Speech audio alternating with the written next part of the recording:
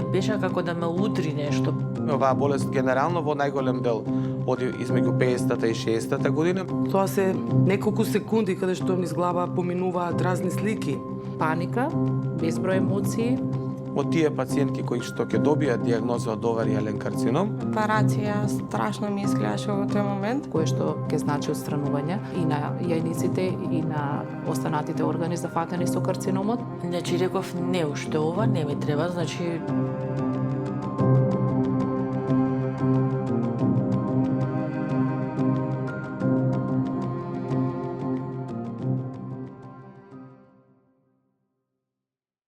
Па, јас сум Анита Бошкова, по професија сум дипломиран правник, а инаку имам хоби повеќе отколку професијата и за себе велам дека со хобито повеќе сум се занимавала во животот отколку како правник. Пишувам од мала поезија, пишувам текстови за музика, а исто едно време бев и вокален интерпретатор. Тоа е кратко за мене. Моето име е Емилија Христовска-Костовска, имам 42 години. Во принцип ме влечат компјутери и социјални мрежи, така да тоа чепкам веб страни и такви работи, значи тоа многу ме влеча. Имам сега време многу, така да си учам полека некои нови работи. Во моментот сум пензионер, иако смешно звучи, валидска пензија, бидејќи сум трансплантирано срце покрај другите операции. Јас сум Марија, имам 28 години, работам во IT сектор, тука во Скопје. Во слободно време сакам да патувам и многу да читам книги. Пред 2,5 години направија трансплантација на срце тука во Македонија, сум презадоволна, све се заврши супер, но пред трансплантацијата, бидејќи се прават испитувања, значи мораш се види дека има циста на јајник која што ја знаев многу претходно, ја имав со години, одев редовно на контроли, нормално. Ја водеа како чоколадна циста, но во ниеден момент не се сомнева дека би можело да биде тумор. Па сега еден доктор рече дека е ендометриоза, чоколадни цисти, а една докторка, тоест матичната ми рече изгледаат исто како чоколадни цисти, а една има како водена. Тоа го има сека втора, не се секира, може и да пукне. Ама ја ќе те пратам на специјалист, чисто да биеме сигурни. А специјалистот што подоцна ме оперираше ми кажа дека тие цисти или тумори се, така ми има пишано и во извештајот, се налик на дермоид, еден дел од јајникот, а другиот дел од јајникот е налик на чоколадна циста, тоест ендометриоза. Ама не испадна тоа. Значи имав мал период кога се опоравував, да супер заврши се и следно бевме во Струга и ми звони мојот доктор од кардиохирургија и ми вика: "Емче, може ли да седнеш?" Толку се потресов и ми рече: "Немој да се секираш, чекај, ќе одиме бордерлајна, не е излезено надвор, меѓутоа излезе дека е малигно." Каде се борам нели со срцето, сега уште ова стварно не ми треба. Искрено да ви кажам, не очекував таква диагноза. И како го доживеав, не можам да кажам дека ми беше сеедно. Ке лажам ако кажам такво нешто. И тоа се неколку секунди каде што низ глава поминуваат разни слики.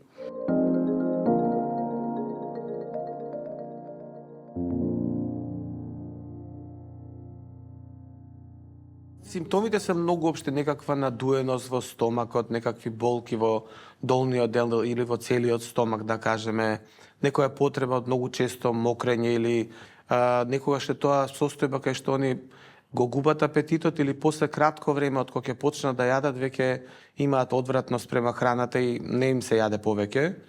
Има симптоми кои што се поврзани скоро со малце подалечните органи, како болка во грбот, во крстот, како да кажеме, некојаш имаат проблеми при сексуалните односи, некојаш имаат обстипација, некојаш имаат синдром на вознемирени црева. Значи многу нејасни симптоми кои што ниеден од тие всушност не точно покажува дека се работи за карцином на овариум. Да, имаше симптоми, само што кај жените многу е лесно понекогаш тие симптоми да се припишат на нешто друго, како, не знам, например, тежина во стомак, како болка при овулација, неубаво чувство, брзо заситување, изгубив тежина доста тој период, што јас си го препишував на стрес, немам време да јадам, уствари побрзо се заситуваш ако имаш тумор внатре во тебе. Страшни болки. Страшни болки, значи имав дури онака сред месец имав напади, значи напади со болки, со ненормално, значи неиздржливи болки и само да баш ме ќе му речев апче, дај ми апче, значи знае. И ќе чекаме едно половина час за да се подсмири, значи не целосно да се смири. Дури последните напади кога ме фаќа, не ми се ни смируваа скроз. Значи само малку ќе се подсмири, на секое движење ми реагираа буквално. Па тоа беше на крајот на 2019 година. Прв пат почувствував некоја болка во пределот на стомакот и појдов на гинеколог и после прегледот ми беше кажано дека има некоја формација која што не може да се одреди и е залепена за јајникот и треба да се отстрани јајникот. Но фати короната и тогаш не се праве оперативни зафати и пројде известно време и таму каде што работам имаше спроведено систематски преглед. Бев прегледана од специјалистот и ми беше кажано дека таа формација малку повеќе се проширила и дека треба да се оди на понатамошни испитувања.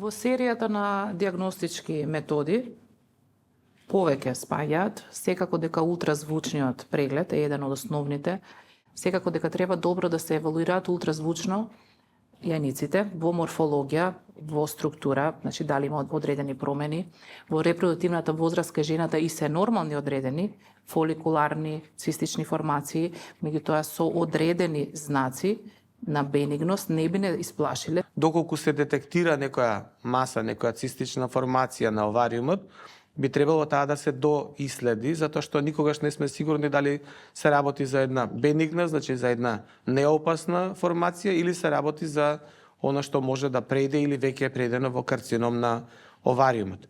Понатака има обиди, нели, да се тестираат туморските маркери, најчестите се CA125 и HE4, кои што се доста во комбинација, заедно со возраста на пациентката, дали е таа пред менопауза или после менопауза, доста сензитивни, некаде овој првиот стадиум може да го откриат и до 85%.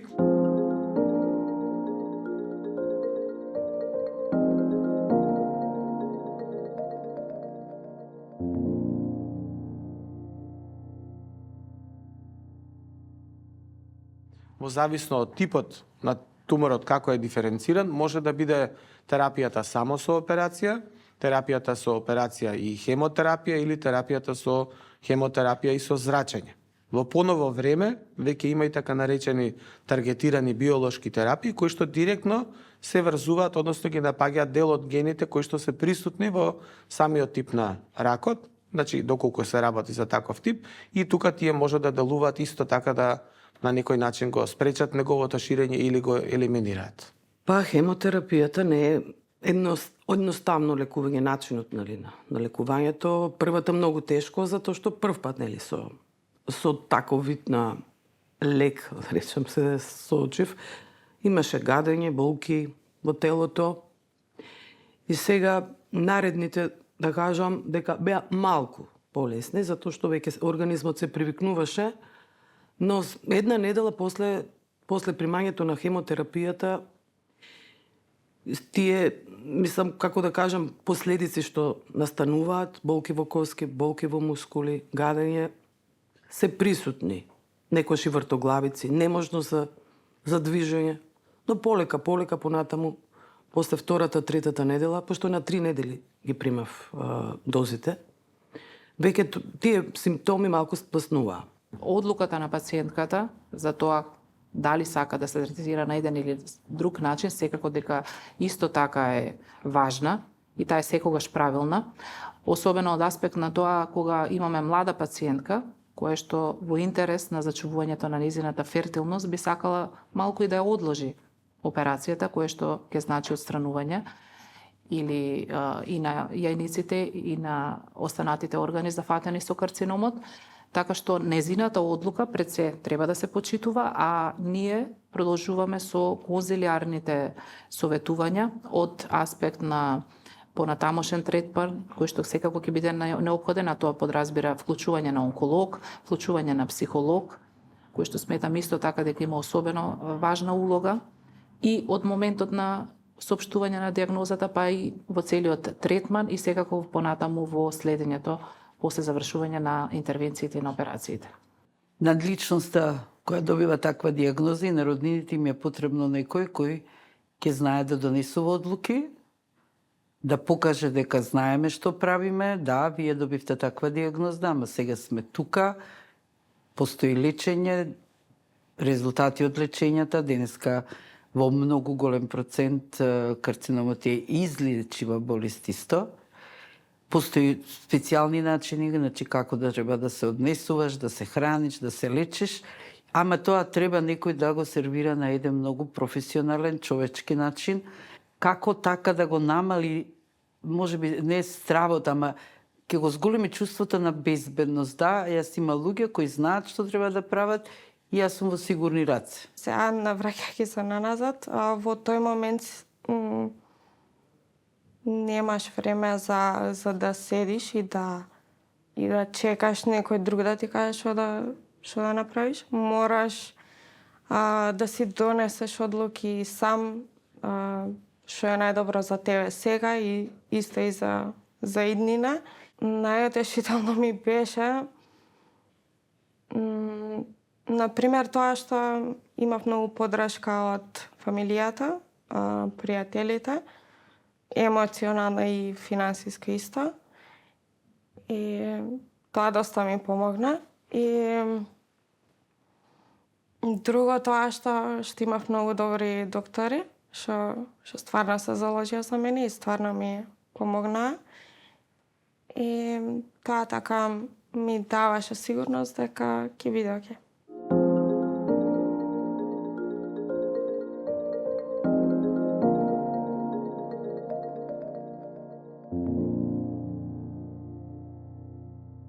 Секоја, барем голем дел од жените, сакаат да се реализираат како мајки и сметам дека тоа особено ги оптеретува кога станува збор за ваков карцином.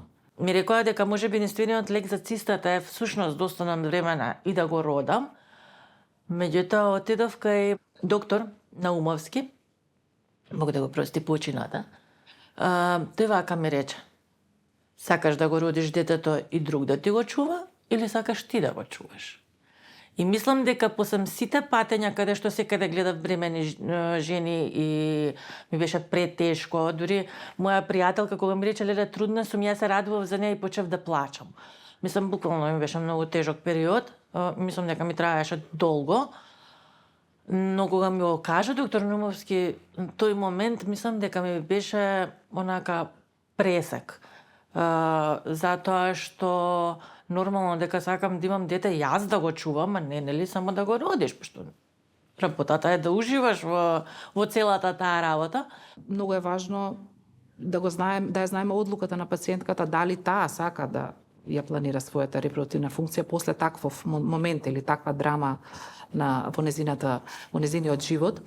Но некогаш одлуката на пациентката може да биде дека најважно е да се заврши што побрзо третманот и понатаму сето она кое што следи за да таа остане во добра состојба. Постојат секако и други методи со кои што таа може да се реализира како мајка, сурогат мајчинство и така натаму. Но во една добра група на пациентки, за среќа не многу голема, има потреба да се планира овој момент предоперативно и да мора да се направат сите оние интервенции со цел да се направи криопрезервација на незиниот материјал. Имањето на деца е дел од нашиот живот. Ако не го имаме тоа, што ќе се случи? Значи, тоа е страшно едно обштествено, социјално влијание. Иначе, во пракса, имањето деца е нешто што е, веќе реков, дел од нашиот живот, ама тоа не е целиот наш живот. Ние имаме партнерски релации, имаме работа, имаме професионален раст и развој, задоволствата и среќата во животот не се врзани само со децата. Ние сме срекни кога одиме на планина, некој кога плива, значи зависно од интересите, некој кога си чуват животинче, некој е среќен да оди на кафе, да се среќа со другари. Океј е да имаш деца, ама тоа не е целиот живот. И тоа нас не ни обезбедува дека сега, ако имам деца, јас ќе бидам среќна во животот и ќе станам целосна личност, значи не. Децата носат и многу неприлики, и многу откажувања, и покрај тоа ние си ги сакаме, нели, децата и така, ама децата навистина не се целиот живот, затоа што и не се целата личност.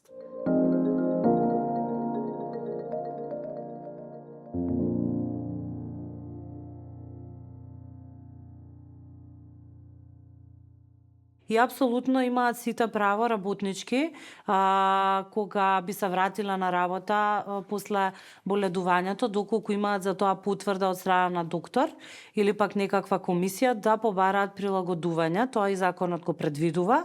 Меѓутоа постои еден правен институт кој што се вика и соодветно прилагодување, каде што работодавачите треба да се прилагодат на новата ситуација и потребите на работниците за да можат работата нормално и ефикасно да ја извршуваат. Тоа може да предвиди и да речеме работење од дома доколку тоа условите го овозможуваат. Потоа соодветно прилагодување со физичко присуство на самото работно место, да не се распоредува на пример на прековремена работа. Па сега за сега ќе се вратам кога ќе одлучат нели докторите на работа, но ќе продолжам понатаму поинтензивно да пишувам поезија, да создавам песни за музика и имам идеја да наполнам некоја сала еден ден.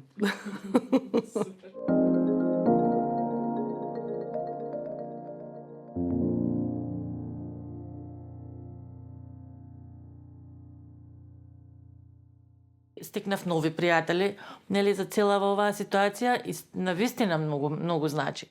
Мислам, фамилијата, семејството мое, всушност го доживува истото што го живеам и јас. И сега имам таков убав круг на луѓе, кои што секогаш ми се поддршка. Многу значи кога некој ќе те разбере, кога некој ќе ти пружи поддршка и ќе ти даде сила за да можеш да продолжиш напред. Убаво е да се живее. Секоја пупка заслужува да зацути. Но каде се капките роса, кои срамежливата пупка ќе ја погалат и ќе ја нахранат со трошките господови? Каде е огнот на вечноста, кој ќе ја згрее и ќе ја помогне да созрее, за да го разнесе својот опоен мирис и сиот свет да биде занемен од таа убавина? Но изворот во непресушниот тек на течението си ти.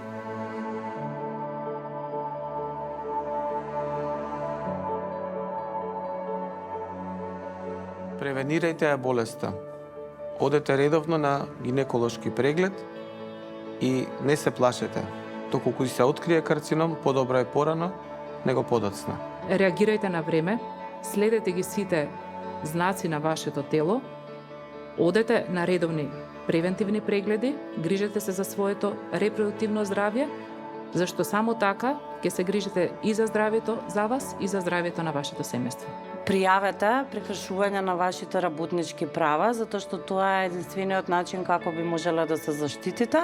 Пријавете во трудовиот инспекторат, пријавете доколку сметате дека сте дискриминирана по основ на вашиот здравствен статус и до Комисијата за заштита од дискриминација. Па никогаш не е касно да се засакаш себе си. И никогаш не е доволно колку многу ќе се сакаш себе си. Зашто кога се сакаме себе си, начинот на кој што се однесуваме кон нашето тело, кон болеста, кон животот, добива сосем нов квалитет. Не мора по секоја цена да ги задржите вашите репродуктивни способности. Вие сте најбитни како личност, како жена И најбитно и на прво место треба да ви биде вашето здраве. Па на сите жени кои поминали и поминуваат со вакво животно искуство, би им порачала да водат грижа за себе, за своето здравје, како телесно, ментално и емотивно. И многу е важно каква мисла во себе носиме и тој позитивен став кон животот што го имаме. Сакајте си го животот, тоа е главното нешто. Сакајте се себе си. Живеете здрав живот, имате физичка активност, тоа е една од најважните работи. Хранете се здраво колку можете и одете редовно на контроли. Некој ќе запримети доколку имате проблем.